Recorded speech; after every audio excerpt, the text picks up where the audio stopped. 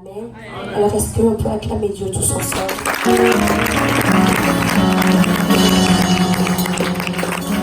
J'aimerais également remercier papa et maman qui ne sont pas là, mais en esprit je crois qu'ils sont là. C'est grâce à eux aussi que je suis là, parce que j'avais donné un micro à quelqu'un, même si on l'aime, ça ne se passe pas comme ça, parce que ce que je vais dire, ça peut soit t'édifier, soit bouleverser ta vie dans le mauvais sens. Donc c'est une grosse responsabilité.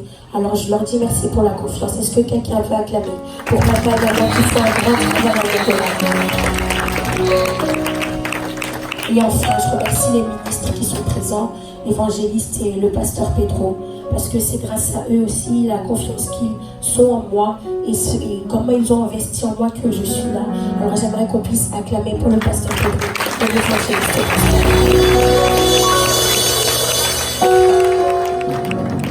Alors, avant que nous puissions prendre place, je vais lire. Est-ce qu'on peut prendre nos Bibles dans Jean 15, verset 5?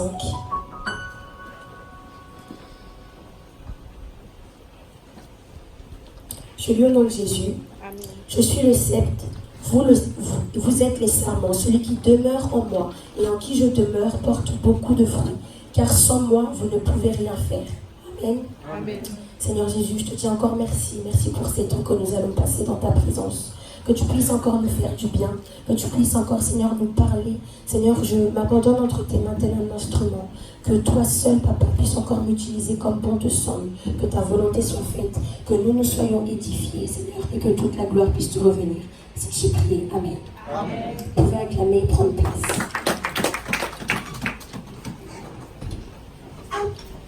Alors, le titre de mon message s'appelle « La nature de cet attachement ». Amen. Dis à la personne à côté de toi la nature de cet attachement. Dis-le encore plus fort, la nature de cet attachement. Alors, comme je vous l'ai dit vendredi à HPA, lorsque j'ai un titre, j'aime bien savoir de quoi ça parle. J'aime bien prendre le titre, prendre les mots et chercher la définition en fait. Donc, la définition de attachement, attaché, je veux tout simplement dire retenir par un lien. Relation qui permet à quelqu'un, une relation qui fait dépendre quelqu'un d'une autre personne. Je répète, relation qui fait dépendre quelqu'un d'une autre personne. Donc, quand on parle d'attachement, on parle forcément d'amour. Par exemple, quand tu aimes quelqu'un, même si avec cette personne tu t'es disputé, quoi qu'il arrive, peu importe la nature de la dispute, si véritablement tu te dis aimer cette personne et être attaché à cette personne, quoi qu'il arrive, tu retourneras vers la personne. Amen. Avec Dieu, c'est la même chose. C'est-à-dire que ce n'est pas parce qu'aujourd'hui il ne te donne pas ce que toi tu veux que c'est une raison pour se détacher de lui. Parce qu'en réalité, lorsque tu regardes bien, lorsque tu aimes quelqu'un, tu l'aimes pour sa personne et non pour sa main. Amen. Avec Dieu, c'est pareil. Lorsque tu l'aimes, et même s'il ne te donne pas, tu sais que tu ne l'aimes pas pour sa main, mais tu l'aimes pour la personne qu'il est. Amen. Vous savez, parfois il ne suffit pas de juste dire je t'aime pour être attaché à quelqu'un. Pour montrer ton attachement et le fait que tu aimes quelqu'un, il faut que tu lui montres que tu l'aimes. Amen. Amen. Une phrase que j'aime beaucoup et qui m'aide beaucoup au quotidien dit tout simplement: ta relation avec les hommes est le reflet de ta relation avec moi, Dieu. Tout ça pour dire, quand par exemple tu es quelqu'un de nature qui n'a pas confiance en un homme, qui n'a pas confiance en quelqu'un, c'est-à-dire que tu n'aimes pas facilement, tu n'es pas fidèle à l'homme, tu ne seras jamais fidèle à Dieu. Le verset qui dit que tu ne peux pas aimer ton frère, que tu ne peux pas dire que tu aimes ton frère que tu vois. C'est ça, non? Si tu l'aimes. Si. Oui. Voilà. C'est le stress, il faut comprendre. Du coup, avec Dieu, c'est pareil. Tu ne peux pas dire être fidèle à un homme si tu n'es pas fidèle tu ne seras pas fidèle à un homme. C'est bien compris. Amen, amen, amen. Je reprends. Si tu n'es pas fidèle à un homme, tu ne seras pas fidèle à Dieu. D'où la phrase, ta relation avec les hommes est le reflet de ta relation avec moi. Tu ne peux pas dire à quelqu'un, je t'aime, je t'aime, je t'aime, que tu vois comme ça, alors qu'en réalité tu ne l'aimes pas. Avec Dieu, ce sera pareil, tu ne l'aimeras pas. Vous savez, moi, pour comprendre ma relation avec Dieu, je prends exemple sur mes relations terrestres humaines. C'est-à-dire qu'on dit que oui, Dieu est un Père qui aime, Dieu est un Père aimant, qui prend soin de ses enfants, qui est là pour ses enfants. Oui, amen. Mais des fois, on a du mal à le comprendre. On a du mal à comprendre cette proximité. Donc du coup, ce que je fais moi, c'est que je regarde ma relation avec mes parents. C'est-à-dire que quand, par exemple, je vais voir ma mère et je lui demande, maman, tu peux me donner ça, et qu'elle me dit non, ce n'est pas non parce qu'elle n'a pas envie de me donner, ce n'est pas non parce qu'elle ne m'aime pas, mais au contraire, c'est non parce qu'elle m'aime. Et avec Dieu, en fait, c'est pareil. Vous imaginez si à chaque fois qu'on allait vers Dieu et qu'on disait, Seigneur, donne-moi, donne-moi, donne-moi, donne-moi, et que Dieu donne, je vous assure qu'en réalité, nous ne serons plus des humains, mais nous serons véritablement des monstres. Amen. Amen. Vous voyez, si par exemple, à chaque fois quand j'étais petite, j'allais voir ma mère et je lui disais, maman, donne-moi un bonbon, donne-moi un bonbon, donne-moi un bonbon, et que ma mère me donnait un bonbon, alors qu'il est, je pense que je n'aurais certainement plus eu dedans. Et ça montrerait un certain côté assez irresponsable de la part de ma mère, parce qu'elle sait que me donner un bonbon tous les jours n'est pas forcément bon pour moi, mais pourtant, elle le fait. Et avec Dieu, c'est pareil. Vous voyez, les enfants qu'on appelle polygatés, les enfants que eux, non, ils ne connaissent pas. Ça veut dire que quand ils demandent, ils sont. Quand ils demandent, ils sont. Quand ils demandent, ils sont. Moi, pour moi, et ce n'est que mon humble avis, lorsque un parent cède à tous les caprices de son enfant, ce n'est pas un parent responsable. Imaginez que ce même enfant, à 9 ans, demande une voiture à ses parents, que ses parents lui donnent la voiture. Mais quel dégât ça fera? Vous comprenez ce que je veux dire? Avec Dieu, c'est pareil. Avec Dieu, c'est pareil. Et c'est pareil, en fait, avec les relations amicales. Dieu, on dit que Jésus est notre ami, le Saint-Esprit est notre meilleur ami. Personnellement, si tu te dis ami avec moi et que du jour au lendemain tu pars, c'est que tu n'es pas vraiment mon ami. Et pareil pour moi, si je me dis que tu es mon ami mais que je ne te confie rien, c'est qu'en réalité, tu n'es pas vraiment mon ami. Vous savez, moi je suis encore étudiante, donc ça veut dire que quand j'ai un thème comme ça, j'aime bien faire intro, développement, conclusion. Je suis assez scolaire. Donc du coup, là, ce n'était que l'intro. Ce n'était que l'intro. Là, on passe à la problématique. Amen. Alors, par cette exhortation, j'aimerais que chacun de nous puisse véritablement voir sa relation avec Dieu, puisse véritablement se dire, est-ce que je connais Christ pour ce qu'il est réellement, ou est-ce que je connais Christ pour ce qu'il me donne? Est-ce que véritablement je connais Christ comme je connais, je ne sais pas, quelqu'un que j'aime à côté de moi, ou est-ce que je connais Christ superficiellement? Est-ce que c'est une connaissance en réalité? Est-ce que tu aimes Christ pour la personne qu'il est, ou est-ce que tu aimes Christ pour ce qu'il fait de ta vie? J'aimerais que chacun puisse prendre quelques secondes et puisse se poser cette question en se disant, Seigneur, pourquoi je t'aime? Pourquoi je suis attaché à toi? Combien d'entre nous avons entendu parler de Dieu, mais nous ne le connaissons pas véritablement? C'est-à-dire que lorsqu'on est attaché à quelqu'un, on fait tout pour ne pas se séparer de cette personne. Premièrement, et deuxièmement, on continue à arroser cette relation tout le temps. On continue à arroser, on continue à prendre soin de ces relations parce qu'on sait que la personne est exceptionnelle, et deuxièmement parce qu'on se rend compte que la relation qu'on a avec cette personne, elle est différente de toutes les autres. Par exemple, à l'église, je parle avec beaucoup de personnes, mais j'ai ma relation avec chaque personne. C'est-à-dire que ce que je vais dire à l'une, je ne vais pas le dire à l'autre, parce que j'ai ma relation avec cette personne. Vous comprenez ce que je veux dire? Avec Dieu, c'est pareil. Pour revenir au texte, Jean 15, verset 5, je suis le cep, vous le sarment. Celui qui demeure en moi et en qui je demeure porte beaucoup de fruits, car sans moi, vous ne pouvez rien faire. Il faut savoir que lorsqu'on parle de fruits, il faut savoir que les fruits sont à l'image de la relation entre le sarment, donc la branche, et le plant principal, le cep, et les deux sont reliés par la sève qui circule entre les deux. C'est sûr, tout le monde, oui, veut porter du fruit, tout le monde veut montrer Christ, démontrer Christ, tout le monde veut faire des miracles, des prodiges, etc., etc. Mais combien paye le prix de cette relation? Amen. Parfois, nous connaissons le prix à payer, mais nous ne payons pas le prix. Amen. Amen. Et tout le monde sait ce que c'est le cep et le sarment. L'évangile, on a parlé lundi. Amen. C'est bon? Ok. Donc, qui dit fruit, dit aussi relation entre les deux. Et c'est au moment où il y a relation entre la branche et le tronc que là, on peut parler de fruit. Vous voyez, dans mon jardin, j'ai un cerisier. Je vais beaucoup vous parler de mon cerisier dans cette partie-là. Parce que j'aime beaucoup mon cerisier, je ne sais pas pourquoi, j'aime beaucoup le regarder. Et lorsque je regarde mon cerisier, je me dis que si par exemple ce même cerisier est frappé par la foudre à un moment donné et qu'une branche tombe, ben, même si je reviens 5 mois plus tard, parce que la branche est détachée du tronc, elle ne portera jamais de fruits. Avec Christ, c'est pareil, tu ne peux pas te dire porter du fruit si tu n'es pas attaché à lui. Amen. C'est pareil, lorsque vous voyez deux personnes qui s'aiment et qui parlent du fruit de leur relation, donc de l'enfant, c'est parce qu'avant, il y a eu relation.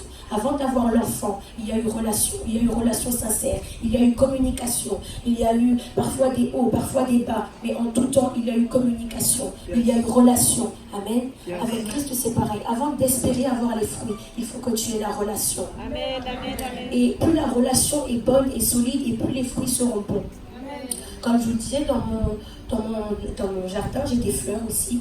Et quand je suis partie en vacances, j'ai laissé des fleurs belles. J'ai laissé des belles fleurs, bien roses, les feuilles bien vertes, etc. Quand je suis rentrée, les fleurs que j'avais laissées bien belles, elles étaient toutes fanées, toutes décomposées. Il restait presque plus rien. Et en fait, pourquoi? C'est parce qu'il y a eu absence de relation. Certes, il y a eu du soleil, mais il n'y a pas eu le complément qui est venu arroser. Parce qu'il y a eu la canicule, donc ça veut dire qu'il a fait super chaud. Il n'y a pas eu l'eau qui est venue arroser. Donc, il faut savoir être équilibré. Vous voyez? Amen, amen. Parenthèse. Ne prenez jamais une relation pour acquis. Ne prenez jamais une relation pour acquis. Amen. Ne prenez jamais une relation pour acquis. Dans le sens où parfois, vous pensez que la personne, elle est là à côté de vous, parce que vous lui dites « je t'aime », elle reste, mais parce que vous ne prenez pas soin de cette relation, la personne part. Et vous serez bien vite déçus le jour où vous aurez besoin de cette personne. Parce que vous n'avez pas entretenu cette relation, cette personne est partie. Amen. Voilà. Il faut que vous puissiez prendre votre relation avec Christ comme cette fleur, c'est-à-dire que vous l'arrosez, que vous lui donnez du soleil, que vous lui parlez. Vous savez, il y en a qui parlent à leurs plantes parfois. Il y en a qui parlent à leurs plantes. Vous voyez? Et bien, avec Dieu, c'est pareil. Arrosez-la, prenez soin d'elle. Amen. Vous savez, une des choses qui est belle avec Christ, c'est que lorsque nous on part, parce que Christ, lui, ne partira jamais. Si la Bible dit 365 fois dans la Bible que Jésus est avec nous, c'est que tous les jours, il est avec nous. Amen. Ben, ce qui est beau avec Christ, c'est que lui, il ne partira jamais, premièrement. Deuxièmement, soit là où tu l'as laissé, il t'attend là où tu l'as laissé, soit il vient te récupérer et il te ramène. Amen. Vous voyez, je vais vous donner un petit exemple, une petite anecdote sur moi. Lorsque j'étais petite, je devais avoir 6 ans, quelque chose comme ça. Et ben, on était en Martinique sur le marché et mes parents regardaient un peu tout ce qu'il y avait sur le marché. Ils regardaient, et moi j'étais un enfant. Donc du coup, moi aussi je regardais ce qui m'intéressait. Et le stand d'à côté, il y avait des bijoux. Et moi je voulais aller regarder les bijoux. Ce qui fait que j'ai lâché la main de mon père. Écoutez bien, j'ai lâché la main de mon père. Et l'exemple est très parlant parce que je tenais la main de mon père. J'ai lâché la main de mon père et je suis partie faire mes affaires. Donc je regarde. Bon, après, ça ne m'intéresse plus parce que je suis un enfant. Et je lève mes yeux et je vois que mes parents ne sont plus là. 30 secondes, moins de ça. 2 secondes, je regarde autour de moi, mes parents ne sont plus là. Je dis bon. Et je vois que de dos, il y a un homme qui ressemblait à mon père. Qu'est-ce que j'ai fait? J'ai dit, c'est papa. Et je lui ai donné la main et je suis partie avec lui. Donc je suis partie, je continue ma vie avec le monsieur. Et 2 secondes plus tard, j'entends une voix qui m'appelle. Je dis, mais pourquoi on m'appelle ici? Personne ne me connaît après tout. On est en Martinique, qui va me connaître? Je me retourne et je vois que ce sont mes 2 parents qui viennent me chercher. Amen. Tout ça pour dire quoi? Que sachez qu'il n'y a que les enfants qui sont distraits. Il n'y a que les enfants en réalité qui s'éloignent de Christ. Parce que je vous assure que si cette situation s'était passée lors de mes 17 ans, j'aurais peut-être lâché la main de mes parents, certes, mais j'aurais regardé du regard là où ils sont. Je les aurais cherchés. Ou au pire, j'aurais dit, papa, maman, attendez-moi, je regarde cela et je vous suis. Amen. Tout ça pour dire, il n'y a que les enfants qui s'éloignent de Dieu. Il n'y a que les enfants qui se détachent de la présence de Dieu. Amen. Pour revenir à la sève représente tout simplement la prière. La prière qui vient en fait arroser cette relation, qui vient lui donner du soleil, qui vient solidifier et maintenir la relation. Comme je vous ai dit, j'ai un cerisier. Et quand arrivent les beaux jours, c'est-à-dire le printemps et l'été, là où les fleurs commencent à sortir, j'aime bien regarder quelle branche porte du fruit et quelle branche ne porte pas de fruit. Et quand je regarde, je vois que du côté droit, eh ben, il y a moins de fruits qu'à gauche. Et je me dis, ah, la sève, elle n'est pas allée jusque là-bas. La sève, elle n'est pas montée jusque là-bas. Tout ça pour vous dire que la sève, en fait, c'est la prière. C'est ce qui vient rendre la relation forte. C'est ce qui vient arroser la relation. Tu ne peux pas te dire, tu ne peux pas entretenir une relation de forte relation avec quelqu'un si tu ne lui parles pas. Amen. Amen. En lisant ma Bible et en cherchant des exemples, j'ai trouvé 3 catégories de personnes, 3 sortes d'attachements. Il y a ceux, je pense que dans cette église, il n'y a personne qui est comme ça. Vous allez me le confirmer avec ce que je vais dire. Il y a ceux qui ne connaissent pas du tout Christ, qui ont juste entendu parler de lui, mais qui ne savent pas qui il est. C'est-à-dire qu'ils savent qu'il y a un Dieu, mais ils ne cherchent pas plus en fait. Ils savent que Dieu existe, mais ça ne les intéresse pas plus que ça. Et pour certains, les choses qui vont arriver en bien ou en mal, ce sera soit le karma, soit le destin, soit la chance. Mais comme j'ai dit dans cette église, il n'y a personne qui est comme ça. Amen. Amen. Amen. Ensuite, nous avons les Nicodèmes. Les Nicodèmes, c'est ceux qui pensent connaître Christ, mais quand on gratte un petit peu plus, on se rend compte qu'il n'y a rien.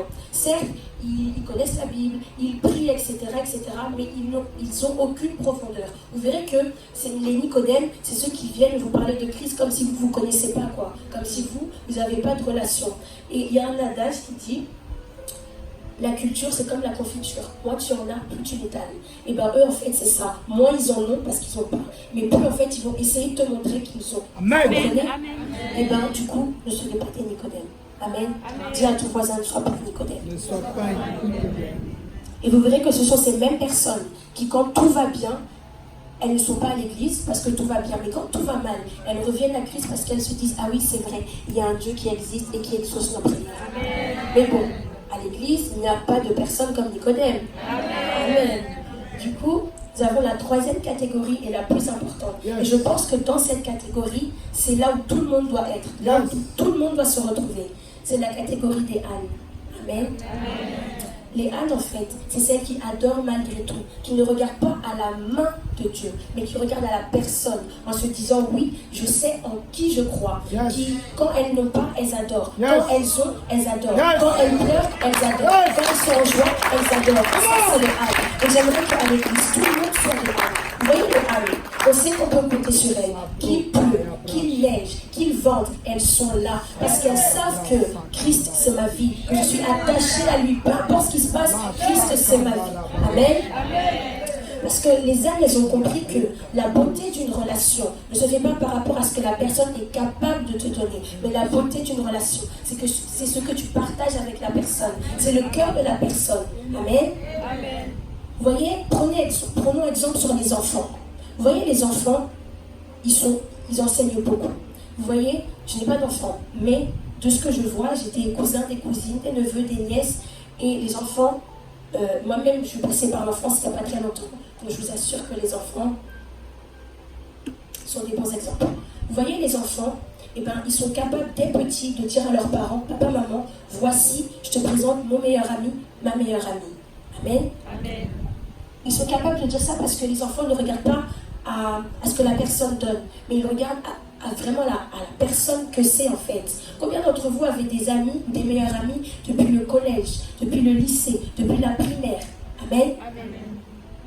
Tout ça pour dire que quand on est petit, ben, on n'a pas les mêmes moyens financiers qu'une personne de 21 ans. C'est-à-dire que quand tu es petit, tu ne peux pas aller acheter un cadeau à quelqu'un. Tu ne peux pas faire ceci. Tu es obligé de demander à tes parents, papa, maman, est-ce que je peux acheter tel cadeau pour son anniversaire?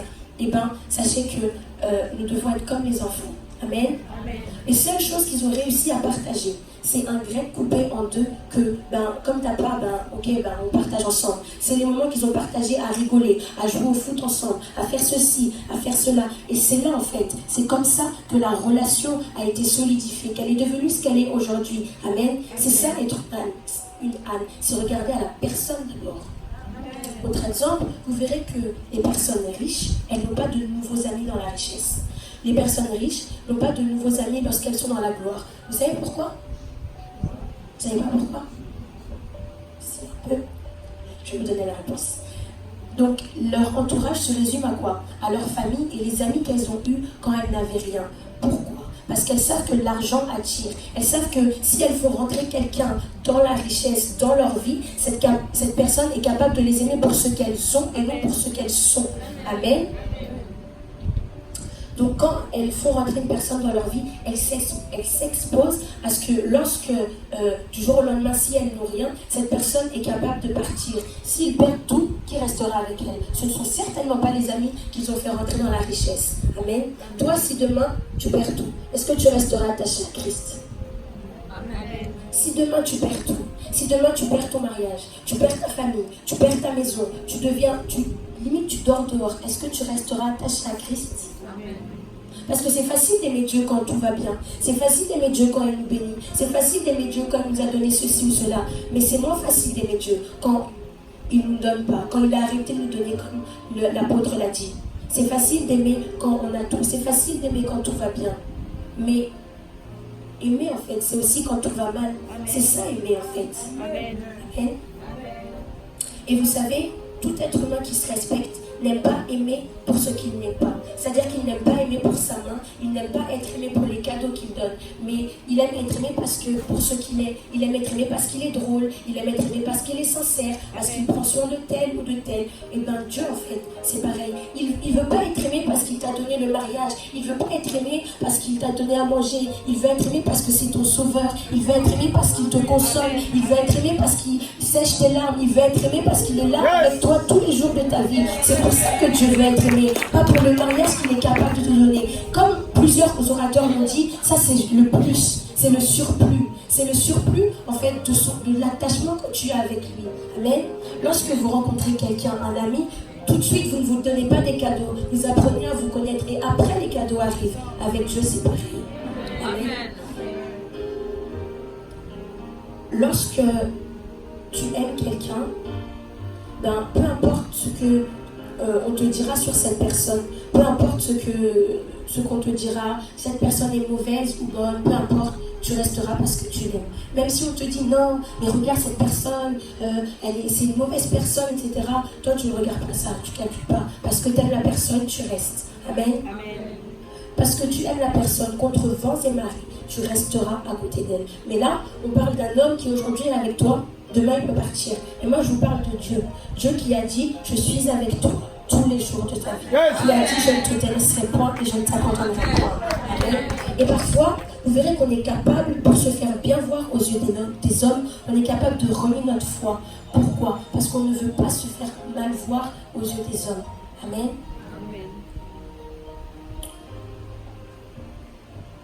Il faut qu'on puisse apprendre à aimer les critiques. Ça fait mal, oui, mais il faut qu'on puisse apprendre à les aimer. Un exemple très parlant, Ruth et Naomi. Ruth aussi, elle aurait pu partir comme Orpa. Ruth aussi, elle aurait pu se dire, ben, moi aussi je pars. Mais elle était attachée à Naomi. Elle a été attachée à la personne de Naomi. Amen. Elle n'a pas regardé aux critiques qu'on pouvait lui dire, parce que certainement, les personnes lui disaient, mais rentre chez toi, mais elle n'a plus rien à te donner, mais regarde, elle est toute vieille, etc. Elle aurait pu se dire, ouais, bon, j'avoue, je pars. Mais elle est restée parce qu'elle était attachée. Accepte d'être critiquée, accepte d'être rejetée, afin que la gloire de Dieu puisse se manifester dans ta vie. Vous imaginez si le grand prophète Élie avait remis l'appel, Élisée ne serait pas ce qu'il aurait été. Ou un exemple plus parlant, si papa n'avait pas accepté l'appel, vous pensez que nous serions là ce soir? Si papa avait dit, Seigneur, ce que tu me dis là, j'accepte un peu ou j'accepte pas du tout, vous pensez que nous aurions été là? C'est parce qu'il a accepté. C'est parce que lorsque peut-être qu'on lui a dit non, c'est trop dur, il a dit non. Il a dit non, je vais quand même y aller. Amen. Petite parenthèse encore. Qui dit être attaché à Dieu, dit aussi être attaché à ces hommes de Dieu. Amen. Qui dit être attaché à Dieu, dit être attaché à ces hommes de Dieu. Amen. Un autre petit exemple, une autre petite anecdote. Évangéliste, il ne faut pas que tu écoutes ça.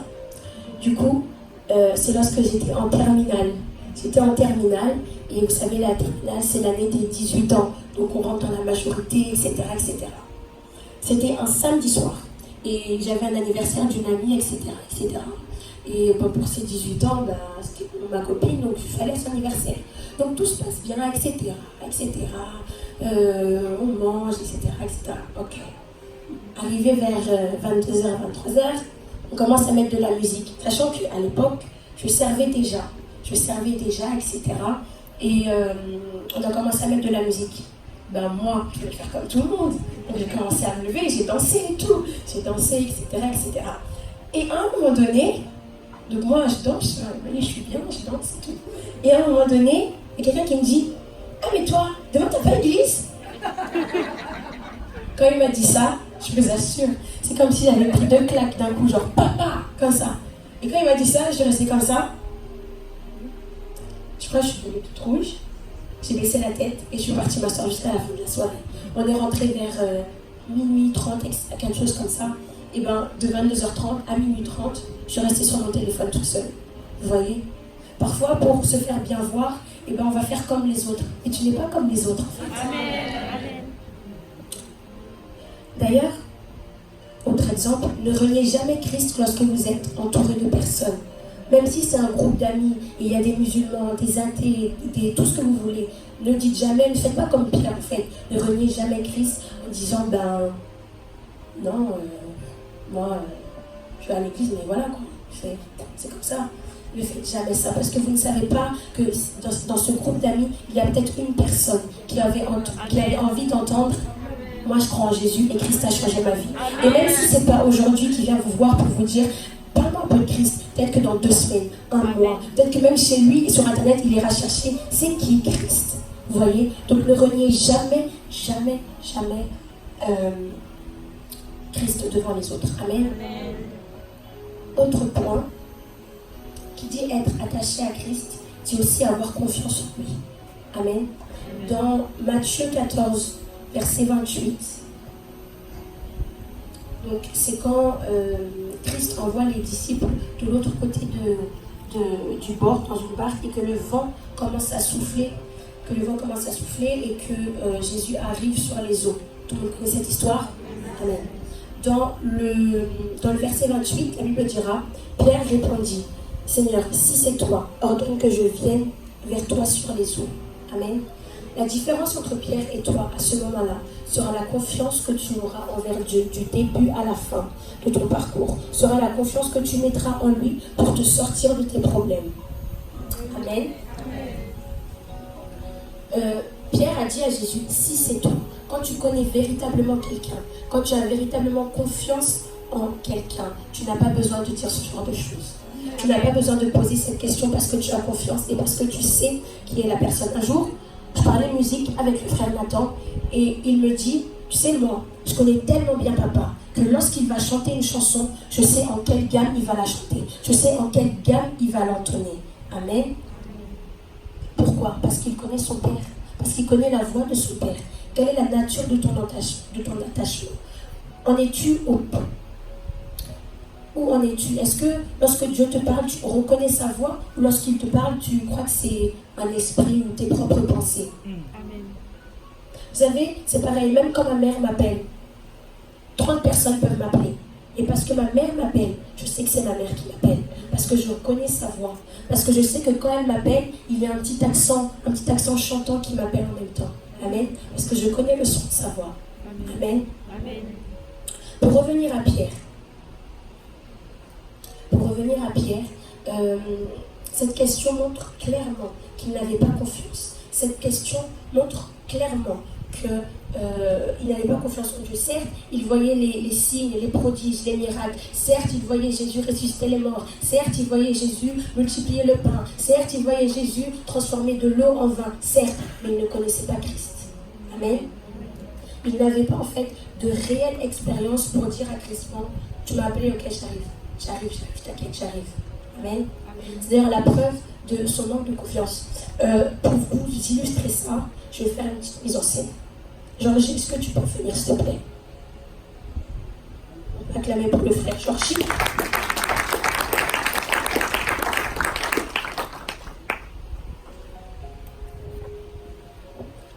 Ok, mais monte pour qu'on voit bien. Donc là, vous voyez le frère Georgie. Amen. Disons que le frère Georgie, c'est Dieu. D'accord? Pour aujourd'hui, c'est Dieu. Quel rôle? Sœur Aline vient. Tu connais le frère? Je n'aime pas. Tu es capable de jeter dans ses bras? En arrière comme ça. Vas-y. Ok. Autre exemple, sœur, comment tu t'appelles? Oui, toi, avec le t-shirt vert. Shalom. Shalom, viens.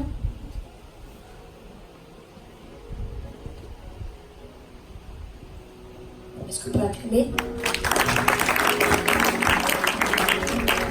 Jette dans ses bras. Amen. Vous voyez le regard qu'elle a fait juste avant? Genre, t'es sûre que tu vas rentrer avant? Je tombe. Vous voyez la différence entre la sœur Aline qui a dit bon, ok, et la sœur Shalom qui a dit bon, ok, d'accord, vous pouvez vous placer. Est-ce que vous pouvez les acclamer? Tout ça pour dire que dans le premier cas, quand elle a regardé, elle s'est même pas retournée. Si vous avez bien vu, elle a dit bon, ok, et elle s'est jetée. Et la sœur Shalom a regardé et elle s'est dit ok. Tout ça pour dire quoi? Que si tu n'as pas de réelle expérience avec Christ, tu ne peux pas vraiment avoir d'attachement, de relation avec lui. Amen. Et vous verrez que lorsque Jésus demande aux disciples et vous, que dites-vous que je suis? C'est Pierre qui dira, tu es le Christ, le Fils du Dieu vivant. Pourquoi? Parce que 2 chapitres auparavant, il a expérimenté Christ. Amen. Pour finir, si tu n'as pas vécu, si tu n'as jamais rien vécu avec une personne, avec quelqu'un, tu ne peux pas être attaché à cette personne. Que ce soit des bons moments ou des mauvais moments, tu ne peux pas dire être attaché à une personne. Si dans les moments les plus bas, cette personne ne t'a pas montré sa présence, ne t'a pas montré que tu pouvais avoir confiance en elle, tu ne pourras pas compter sur elle et donc tu ne pourras pas être attaché à elle. Amen. La confiance et l'attachement que tu auras pour Christ se dépendra de toi, oui, parce que la confiance, ça se donne. Mais ça dépendra aussi des expériences que tu as partagées avec Christ, de ton intimité avec lui. Amen. J'ai fini ce que j'avais à dire.